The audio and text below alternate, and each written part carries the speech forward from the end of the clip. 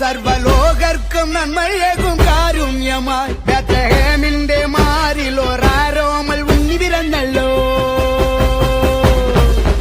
ഗബ്രിയേലിന്റെ ദർശന സാഫല്യമായി സർവലോകർക്കും നന്മയേകും കാരുണ്യമായി ബേത്ലഹേമിന്റെ മാറിലൊരാരോമൽ ഉണ്ണി പിറന്നല്ലോ.